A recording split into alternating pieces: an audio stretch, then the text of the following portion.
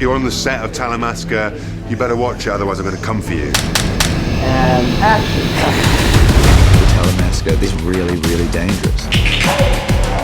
Not only have I not worked in anything like this, I've never seen anything like this.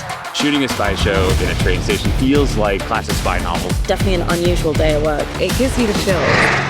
It's scary. It's beautiful and odd in all the right ways. We shot that scene in a real nightclub at 7 a.m. on a Tuesday. We're watching Jasper set on fire. Why don't we roll the camera and see what we have here?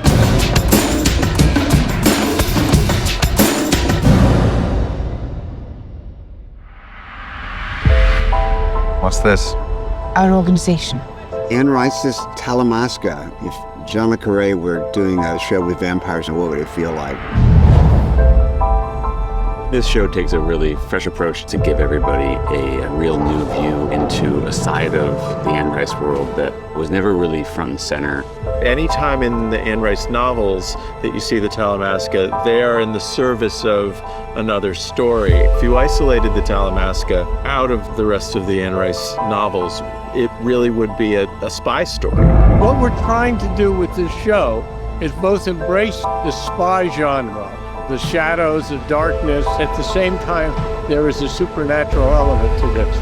The organization keeps the supernatural and the natural worlds in balance and has done so almost since civilization began. This was a warning. A warning means we're close. We need to be closer. It's super exciting because you get a police procedural going on this side, and then you've got a vampire thriller on this side. And that to me is exactly what the Talamasca should be. You don't trust me? Should I? Perhaps not. The person who's leading us through, pulling back the curtain on this whole world is Guy Anatol. So creating him as a grounded skeptic, he's our way through the door. Nicholas Denton, what he has shown us is an incredible amount of depth. We knew right away when we met him in person that we had found our guy. Oh, mama. You just fall in love with Nick.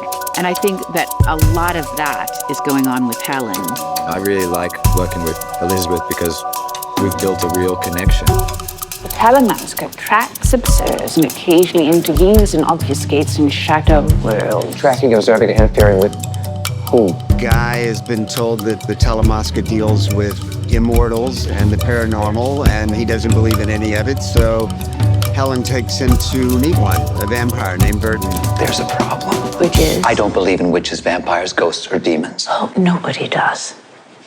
Until they meet one. With this show, every time you opened a door, I want it to be unexpected and then learn something. How does a vampire get approved for a penthouse? I vouch for him, of course. I thought he has a penthouse and it's not going to look all gothic and vampire-y. I would say if you live forever and you're there, it's like every 5 years he brings in a really top designer to redo his place. With a darker element, but slightly cold, I introduced very much a great deal of marble within the walls. Then we also introduced quite a lot of Chinese lacquer. It was beautifully lit. Then the set decorator commissioned a lot of the paintings that we have in there to be specific for our show rather than just go and rent something. So I was very pleased about that. Burton, darling. My dear, I've missed you. When he goes into Burton's apartment, played by Jason Schwartzman, he is standing there going, this is completely insane. You can meet this vampire and he's lovely. He's perfect for an introduction. I haven't worn this in over 100 years. I don't know how you found it, but thank you. Whatever you're expecting from a vampire, it's probably not Jason Schwartzman. He's an amazing person. I love Jason so much. And his brother, John Schwartzman, shooting the episode, and we had all the three of us had worked together before, and I thought, Jason would be really unexpected. And you? Have you read this? No. Makes one of you.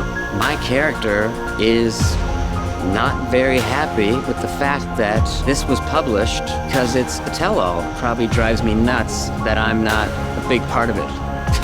I don't give an Amsterdam. It's hard to find a scary scene scary when it's Jason Schwartzman, but really, I'm working with Burton here.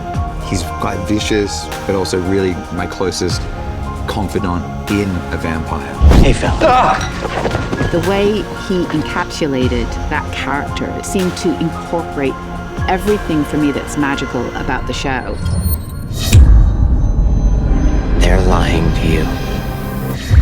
It isn't really until he ends up outside on the 50th floor staring at Burton in the eyes as he levitates in front of Guy that I really go, oh, this is legitimate, or I'm losing my mind.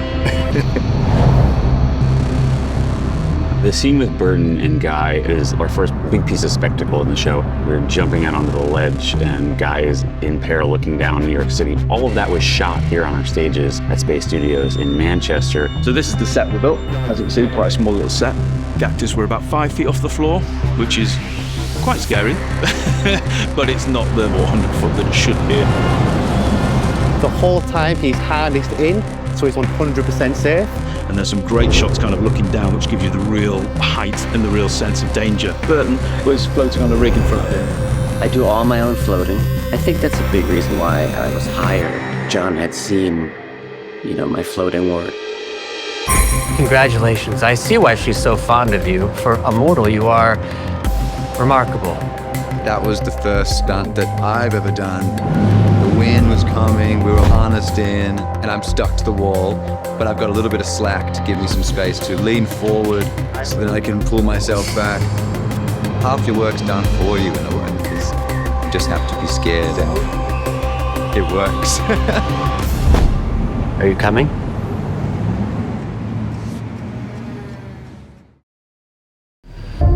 Information is power, Guy. Information is all there is. You're gonna use a 752 to bring down the Talamasca. That book contains the whereabouts of every vampire alive today. And do you know how many vampires there are right now in the world? Not enough. Jasper's might as well just let the cat out of the bag. He's a vampire. Bill Fickner plays Jasper. I love him, I love him, I love him. Oh, I like this guy. His version of Jasper is so insanely charismatic that you just can't help but fall in love with him. I'm from Texas, and I said, I want a Texas vampire. I want one that fights and rubs up against the British sensibilities. What exactly are you going to do? File a grievance form? Bury me in org charts? This show takes a really fresh approach to how we see vampires. Most people expect that you're going to have a vampire rise out of a coffin and bare their fangs immediately. Sounds like they're kind of kink. We kind of like coming at it from the side, where somebody like Jasper, our first introduction to him is he's laying on a couch, he's listening to his favorite Southern music, and I think he's somebody who would tell you to your face, like, those vampires, they're posers, like, I'm the real deal. To me, he's kind of like the Jim Morrison of vampire. He's got that personality, like, I can hang out with Jasper. He's cool, you know? You and I could have some fun together after all. If it wasn't for killing people and creating revenants, he'd be all right. Where are we going? To my kill room. Get with you, man.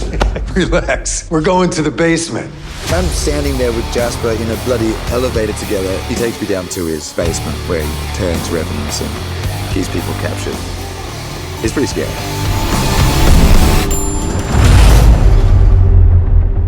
We are here at our basement set, which is basically ground zero. It's our hell of the London Mother House. Doesn't get more glamorous than this. It does not indeed.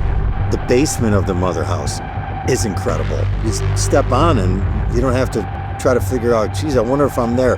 No, you're there. That set is wild, full of graves and cells. We had to think very carefully about how it was going to be shot, what the best angles were, and also the fact that we were digging a very big hole in a stage without any form of pit or well underneath us. So we designed it in such a way that this section of it is elevated to give you the impression that somebody can dig a hole. It's very odd when you're making a film as to how much discussion can go into digging a hole. Action! This area over here is where all the revenants are in their cages. From any shots down here, we're looking down, which gives you a wonderful view, and I've raked it very slightly to give you a little bit of an odd perspective, so all the doors, you can see them all together. It's a pretty spooky place, even though it feels like it's on a stage and somewhere you wouldn't want to spend a lot of time. It's one of our favorite sets. We've come back to it a lot. We've shot every square inch of this place. Oh my god, this location is amazing. It's so amazing, and it's going to look absolutely dope on camera. The Revenants are a hybrid, or in many ways, the crossover period between human and vampire. And they're maybe like a chicken that's been taken out of the oven too early. Howard Berger is a genius. Really did yeoman duty in helping us come up with the look. When we designed the Revenants, we tried to create cool silhouettes. They're like Jasper's pit bull. This little army of insanity that will do anything that he needs done. I think it's kind of fun for Jasper. Who the hell is that? It's a little pet project. They're all veiny and have big giant teeth and these terrible looking hemorrhaged eyes. Once you get the actors on set in the great wardrobe along with the makeup, it really comes to life. Take a look. These are all our Revenants. This is how it all ends up. Look at all the makeup on all these guys, and these are all the makeup artists that did it all. I'm not wearing anything. Howard and his team are absolutely amazing, and I was in the chair for a good 2.5 hours. I've got contact lenses in, I have these crazy fingers, I've got cheeks, I've got forehead, I have like all these extra veins and things they put on, and then this lovely wig. A whole crazy amount that they put into it. Yeah, the team were insane. Building the Revenants was really exciting. They bury themselves and they kind of cook in the ground for a little bit. So creatively trying to think about what the earth is, what would it do to clothes? How can we tell that story and create these creatures that don't exist in any other show? So we started with a workshop about 4 weeks ago. So I think it's incredible, and they're absolutely loving it and living their dream. And we go from standing, grounded feet, so lifted head into slumping down, shoulders down, into head forwards, into thinking where your prey is, and then into walking forward. I think the Revenants, when they're in their full Revenant mode, are so amazing looking. However, it is quite funny because every time we turn the corner, when the camera didn't see them but I could see them, they'd go into their sort of musical theatre mode with all their get-up like...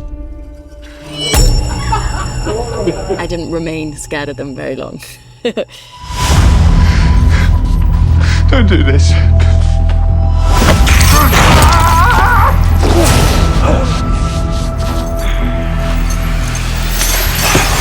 I'm Will Brown, I'm with Talamasca, I'm playing checkers, and we're about to get made up.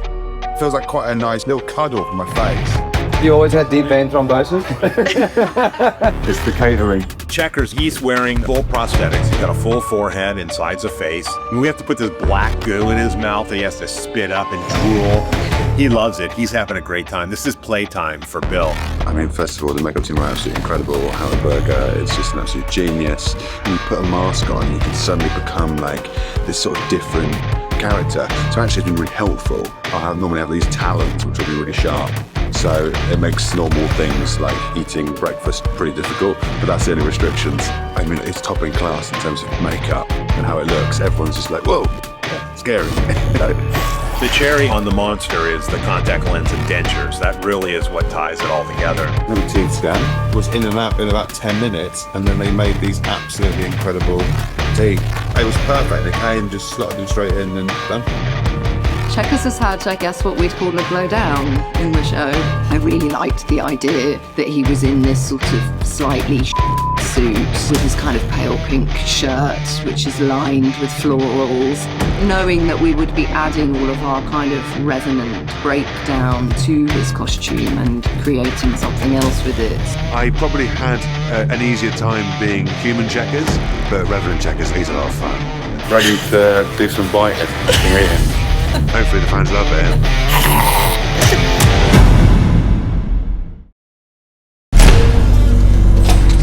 What do you want? What's 752? 749 plus 3. Something to do with your mom? What we want to give to the audience and show to the audience is that the world that they've been watching in the other Anne Rice shows on AMC, it exists in tandem with our world. They do cross over sometimes. We get to see Eric Bogosian, who plays Daniel Malloy, who's just incredible. So who wants my hand in their jacket? We weren't against cross-pollination where it fit. In Interview with the Vampire, the book has come out and been published. And then we realized we needed more information to come to Guy, and we thought maybe we can use the book to do that. Page 227. You wrote about her in your book. I wrote about a vampire. Your mother was a footnote. What's really interesting about the Anne Rice world is it's not total fantasy. We're real people living real lives with this extra thing that powers up our situations.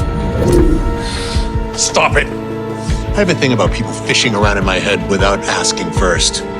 As soon as I met Eric, I knew how much this meant to him. I knew how much Interview with the Vampire meant to him and the Immortals universe meant to him, and I was really charmed by that. I didn't write page 227. They did. Talamasca. Oh, wait. Did you mean the Talamasca? He gave everything to this, and it definitely made me much better than I am. To spend 2 years creating a character, a complex character, a character who is honestly got a greater emotional range than any character I've done on screen, and then just pick that guy up and have him walk into another reality is fascinating, which just adds to how amazing this whole thing has been. So using Eric, it was great because he was integral to this, and yet, will we see him again? Maybe. You never know. Now get out of here before I do something I'll regret.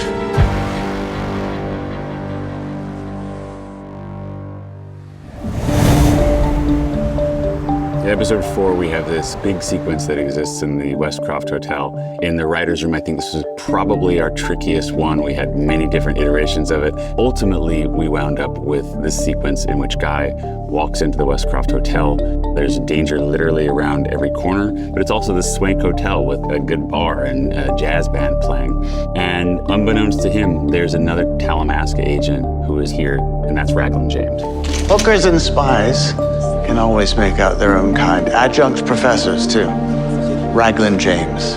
Roland Jones deployed him in Interview with the Vampire. It was something that I think raised our eyebrows and got us really excited. When you throw Justin Kirk in as Raglan James, it just gooses everything in a good way. I really admire Justin as an actor, but I think Raglan James is a hilarious character. What do you want?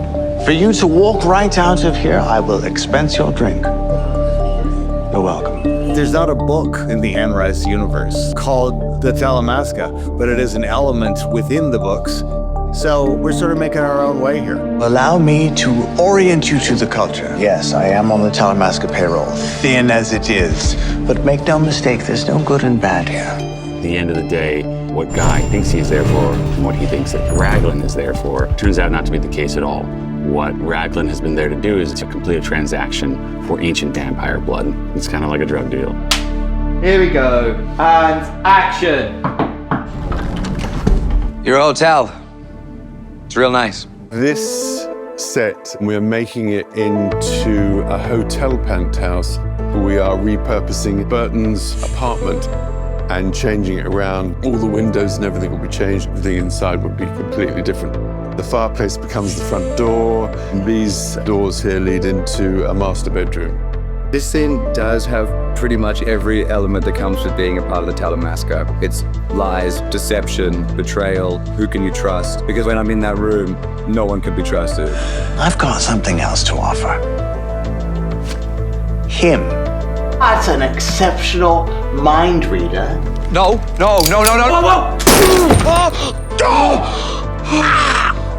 We won't be having any more of you naughty people at the window, okay?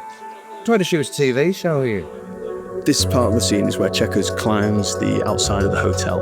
So I rip this window off, decapitate a few vampires, save Guy's life and get out, nice and easy.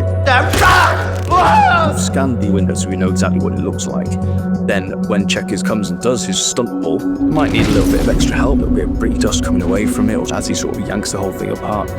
So if it does, then we know exactly what size and shape and dimensions, and we can basically make a digital double of that. John had all these great shot-by-shot ideas of how this sequence must work in order for us to be in Guy's world, in his mind, as he sees things that none of the other characters in the scene are seeing. It's a really difficult sequence to pull off because of the eye lines more than anything. I love that kind of filmmaking. Put the most interesting part of the story in the room across the hall. We get to see bits of body flying from one side of the room to the other, simply through a door frame. But we don't really know to the extent of the violence. Oh, dear.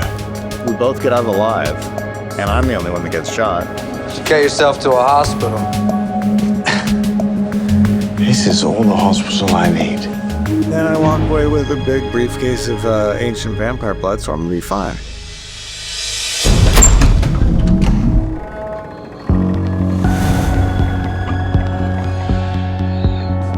What I think is one of the more powerful scenes that Jasper experiences is this several hundred-year-old vampire that is just being milked for his blood and the healing powers of vampire blood. It's a shocking moment for Jasper. Back when the Talamasca started, vampires like him, they had a seat at the table. This is the severed head of our 600-year-old vampire. And this head attaches to that. It's got a nice magnet. See, there's the magnet in there. And the whole neck section is rigged with a ring of blood tubing. And I'll hook it up to the big blood pumps, which will be charged to 100 PSI. And the pumps are filled with about 2 gallons of blood. I plan on covering the entire room red and everybody in the room red. Let's show them our cabinet of blood. Go ahead. Yes. Dun, dun, dun, look at that. Cabinet of blood. Alberger and his team have done so much amazing work on this show. It's so much easier to play anything after that by actually bearing witness to it, because that is imprinted in my head. This vampire having his head ripped off in a mercy killing. It's disgustingly brilliant.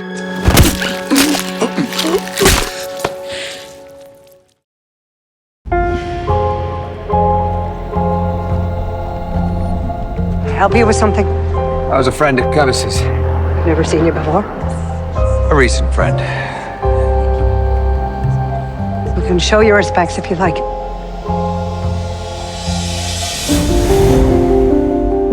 In episode 3, we really get our first real look at the witch's coven. It was a crazy idea I had to put the witch's coven on a canal boat. Peter Walpole, who's our amazing production designer, and his team created the houseboat kind of from scratch. They had a shell of a boat and created that entire housing on top of it. It was just this beautiful set that came together and fit into those surroundings in a way that I think gives our show some real richness. It's just not what you necessarily expect when you think about witches. We're totally in awe of what Peter and the rest of the crew have done to design it and create it. I lived on a houseboat actually when I was born for 5 years and again in my 20s, so that world's very special to me and very kind of nostalgic. So I thought a lot about, what my mom used to wear and what people who used to live in our community used to wear. So I drew a lot of inspiration from that. With the wake, something that John Lee really wanted to do was to honor Kevis by everybody wearing pink, which is Kevis's favorite color. Does this not look like a face you can trust?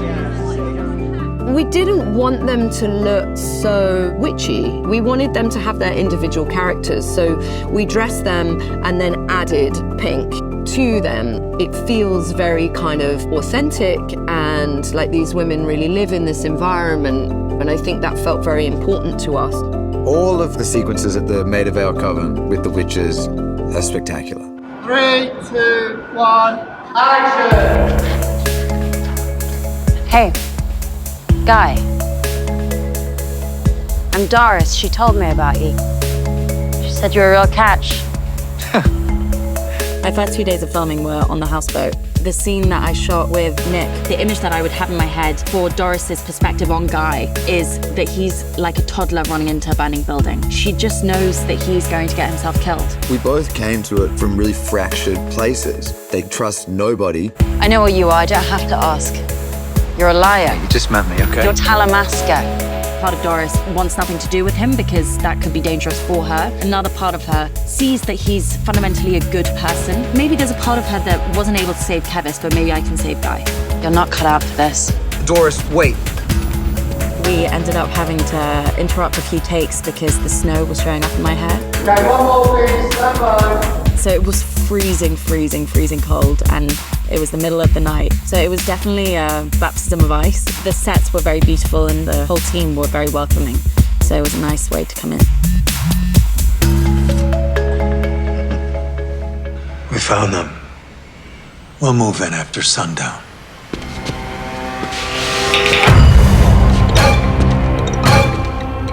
In episode 5, there's this intercut between Guy and Doris growing closer with this absolute freneticism of the Revenants, pushing through the streets. We think that the Revenants are coming for Guy and Doris, and hopefully up until the last second, in which we find out that that's not where they're headed. I got to actually watch the massacre. I'm on this beautiful bridge. It's an amazing set, high up, and I'm looking down on this barge houseboat. And all I can see is through the windows, the lights and everyone moving and the screams, because they were just screaming as it was all happening. And I'm just standing there, smoking my cigarette. It was interesting because to have that emotional detachment as well as that physical detachment of being so much higher than them, it's just another day at the office for Olive. She feels nothing. There's a great shot where we're travelling down the side of the windows and we can see the massacre happen. All that blood will be digital. It's carefully choreographed. Louise was shouting 1, 2 so that the guys inside could hear at the time and race. It is a big action sequence. It's a lot of fun and violent. You might want to look away.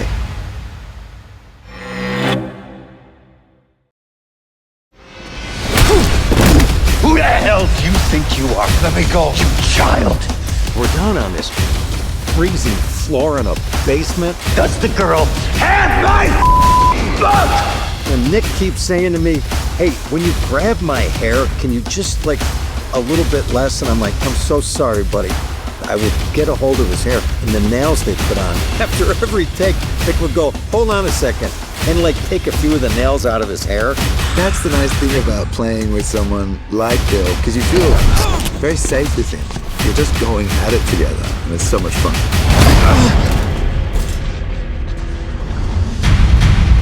Welcome to hell. So we are in the lair of Jasper, this basement, fantastic set by Peter Walpole. And today we're about to do a big burn, which is really exciting for us. Go to hell. Oh, we're already there, baby. We are absolutely going to see a stunt person on fire, all totally controlled, of course. It's going to be really exciting stuff. Very safe, but it's going to look crazy and dangerous and wonderful on camera. One thing that I absolutely loved watching was the stunt rehearsal that you had with that flamethrower, and then you just holding it so badass like this. It was so good. It was really fun. When I read it, I was like, yeah, go on, Doris. Okay, and action, Ellie. For me, it's about making it as exciting as possible, getting the camera angles completely right. I love it. This is my happy place. Super good. Yeah. Team. Okay, good. Thank you. We spent all this morning talking about safety procedures and who's going to be where and what you can do and what you can't do. Anytime you do fire, it's massive and you take every precaution. It's all about safety. We use protective fire gels and underwear, undergarments that are all fireproof.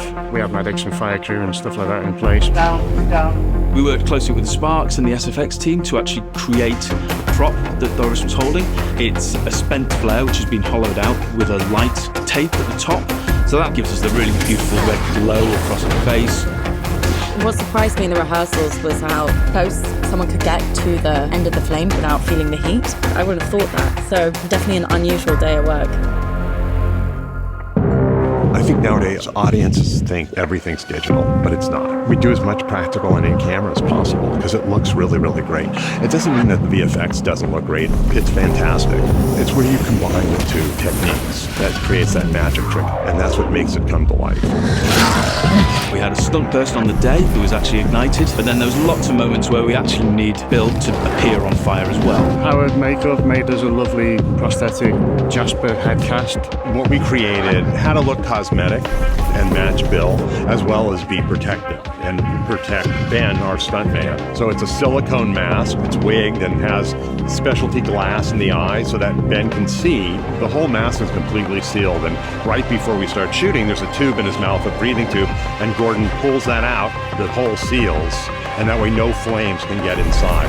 and it all went perfectly well. That's why I come to work, is do fun things like that. He's doing this all without taking a single breath.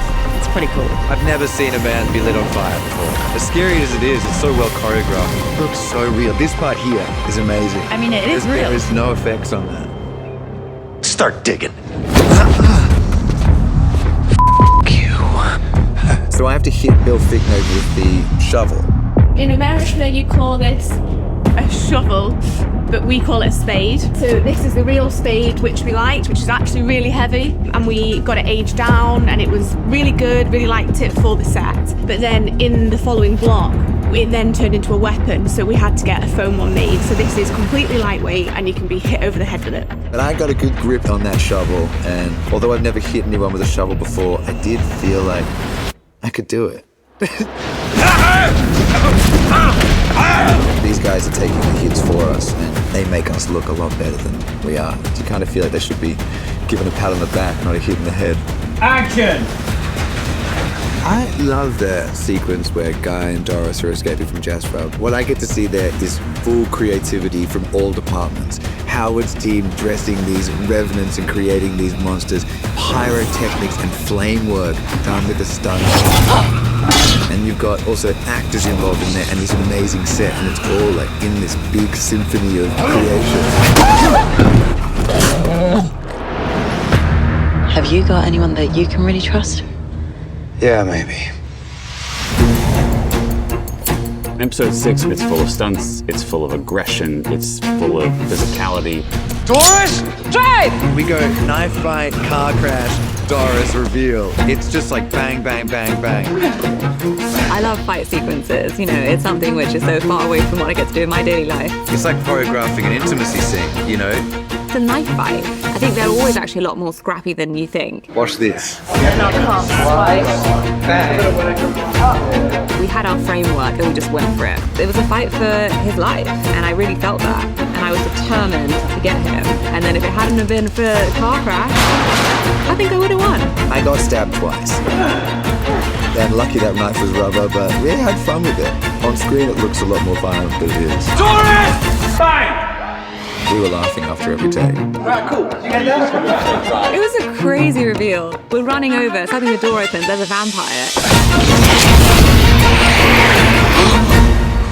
It's just so much happening.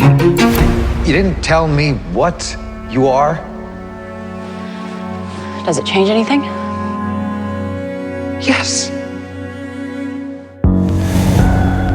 I always knew the extent of Doris's backstory. I mean, that was told to me before I accepted the role. And so it was kind of a relief once those scripts were out and everyone knew, because I could I could be honest about who this character was. The really gratifying thing for all of us was seeing Doris burst out of this van with her vampire fangs bared.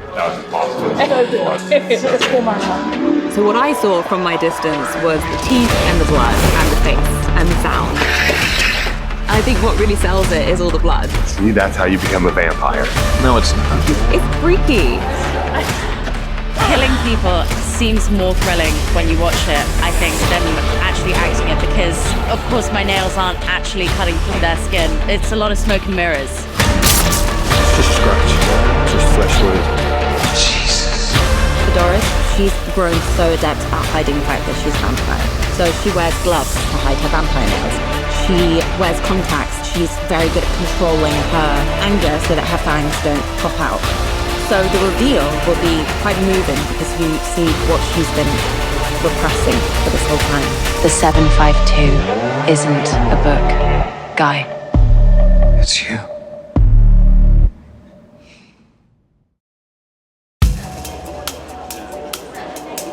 Hey. Isn't that the one from New York? We're in Piccadilly Station here in Manchester, and it's doubling for London. As a spy show, you have to have the train station, so here we are. Pretty spectacular production value. It's kind of small, loaded moments in a massive space. That's always fun to watch. And action. Shooting a spy show in a train station like this just feels like classic spy novels that I grew up with. Some of the best sets that we can find are the ones where we don't have to do anything. We can just come in with our cameras and film, and this is one of them. Sorry? I need to turn myself in. Why? I'm wanted for a double murder.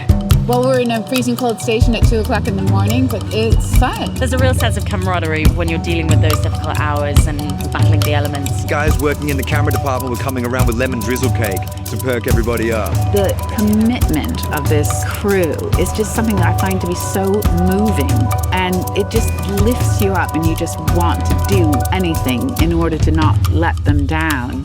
As a crew, we were at Piccadilly Station until 5:30 in the morning, 2 nights in a row. We were all tired, but it was a real wonderful moment to see this come together. What's great about a train station is if you're trying to tell a cat and mouse story, this is a great place to do that. It's 4 a.m. We're here at Piccadilly in Manchester. It's not an easy job, is it? We've been running up, running down, pushing people out of the way. Yeah. I've almost fallen down those escalators a few times, but It's been a lot of fun doing such an intense scene. We have Helen running from 2 spies who are after her. At first we think she just, might have tripped and stumbled into somebody. She hits this woman in a green coat. We had a load of green coats, and I was kind of walking up and down the train platform myself with the prop passports and kind of bumping into Anne, who was playing the lady, and testing to see which would work. And it did work, which was great. But it wasn't my favourite coat, but it had the best pockets. No, that was a perfect timing. We see that image come back later when Helen is communicating with Guy. If I want you to know something, you will. That was a little bit of a message from Helen to him, that there's something about the woman with the green coat that might help them. I'm gonna be right back. And what we feel, I think, at the end of this episode is a Guy who, when we saw him in episode 2, struggling to figure out how spycraft works, has now become the perfect spy. How'd you find me?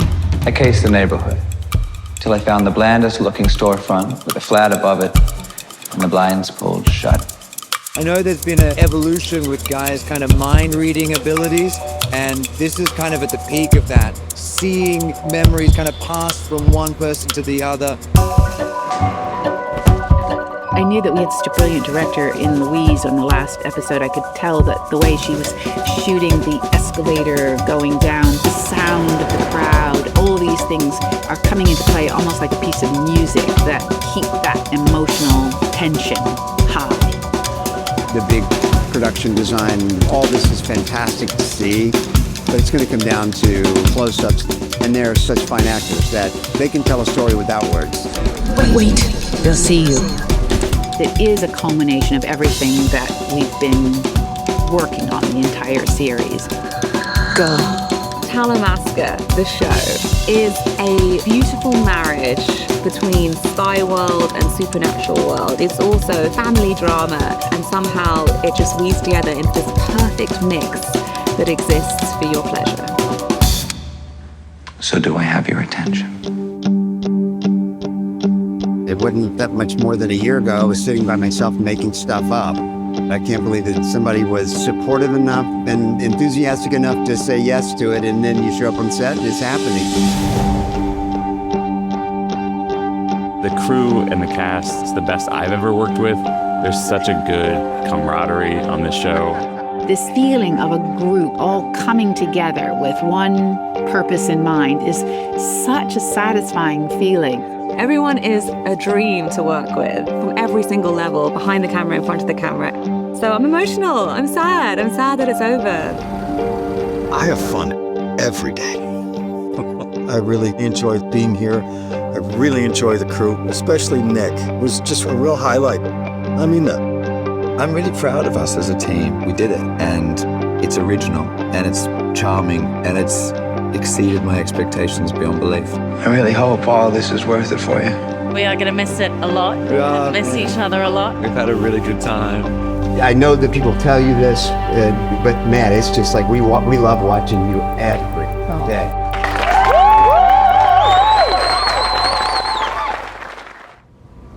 So, where are you gonna go?